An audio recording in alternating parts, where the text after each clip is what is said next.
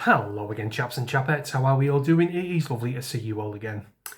As always, about a day or so ago, my friends, I watched a press conference from Reform UK. To be more specific, Nigel Farage. I mean, after all, Reform UK as a party and as a whole is Nigel Farage. It was regarding the Pakistani R-word gang inquiry currently being put together and chaired by the Labour Party. Absolutely doomed to fail from the very start, if you ask me. The same Labour Party, by the way, guys, I would like to add, that held a meeting in the House of Commons in response to the Epping Hotel sex offender being mysteriously accidentally released from prison. David Lammy, Deputy Prime Minister David Lammy. I still haven't got my head around that, my friends. Jesus Christ. David Lammy was pictured on the front bench, pissing his sides with laughter. He was laughing so much you would have thought someone was sat beside his feet, tickling them with a peacock's feather. The very notion that this foreign sex offender was allowed back onto the streets to mingle with women and children filled David Lammy, Deputy Prime Minister David Lammy, with absolute hysterics.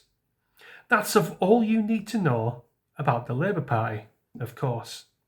And like I said earlier, this Pakistani R-word gang inquiry was doomed to fail from the very start. You see, the Labour Party don't want to touch these cases and don't want to pursue this inquiry with a 10-foot barge pole. And I'm going to tell you as to why.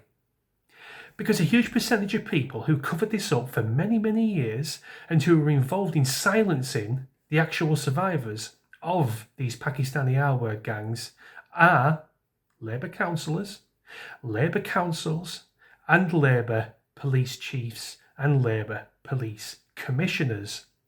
There are a lot of skeletons in a lot of closets that need to be unearthed, and that scares the living shit out of the Labour Party because it'd sink them deeper and deeper into their already 6-foot deep hole they are already in. It's also the reason as to why many of the survivors from these Pakistani R-word gangs have left this inquiry. One of them was on stage with Nigel Farage at this press conference. I do believe her name was Ellie, and she was telling the reporters who were in attendance at this press conference why she left these inquiries. You would have thought someone like that would have stayed and wanted to pursue and wanted to get justice for herself and probably some of her friends who were victims of some of these Pakistani R-word groomers. But instead, she was met with, you can't say this, you can't read that, you can't disclose this information on their social media, basically putting all these surviving girls through a non-disclosure agreement. And that was too much for her. There was too many cloaks and daggers, too many smokes and mirrors for her and her friends to deal with. So they went to Nigel Farage and Reform UK to try and get justice another way, I suppose you could say. Now, bearing in mind, my friends, this whole press conference with Nigel, with Reform, with this young girl, Ellie, was all about the survivors of the Pakistani R-word scandal. The biggest scandal this country has ever seen in its entire history. What sort of questioning do you think the press put towards Nigel Farage and this young woman? I'm going to give you a clue.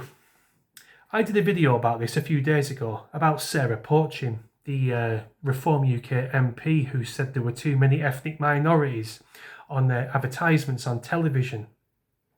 I ask you again, what sort of questions do you think the press put to Nigel and Ellie? Yeah, spot on. We're talking about survivors, young girls who survived horrific R-words and horrific abuse for years upon years. They were groomed, they were sold to hordes of men above kebab shops and curry houses. The most heinous acts you could ever imagine could happen to a young girl. Question 1. Is Sarah Porchin a racist? Question 2. Do you think Sarah's comments were racist? Question 3. Do you think Sarah Porchin should be discharged from the party, sacked from the party, whatever you fuck you're going to call it? Do you think Sarah Porchin's words should be condemned? Question after question after question. It even got to the stage where this young lass, this Ellie, this survivor of Pakistani R-word abuse, had to speak up and say, this is bang out of order. And I can't quote her because I can't remember what she said, but not so many words. We are here for a specific reason, and you're fixating on bullshit trivialities. It was an absolute embarrassment, my friends. I was sitting there, angry, mixed in with a whole host of cringe. I was like, what planet do you people live on?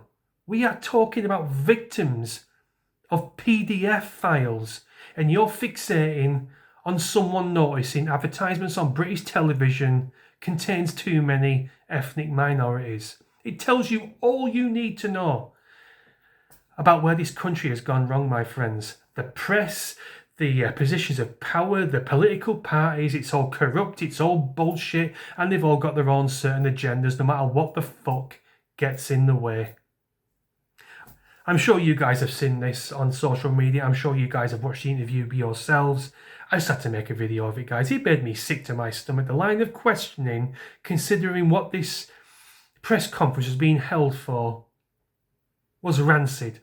Rancid beyond rancid. Like drinking sour milk with vinegar mixed into it. It was just pure putrid. I had no time for it. I've got no time for the press whatsoever. I didn't have in the first place. Even more so now. They can all go to hell for all I fucking care. Anyway, guys, that's my video. What time are we on? 4:10. Go get myself a shower, get myself to work, and yeah, I'll see you in a bit. Carpe diem. Cheers.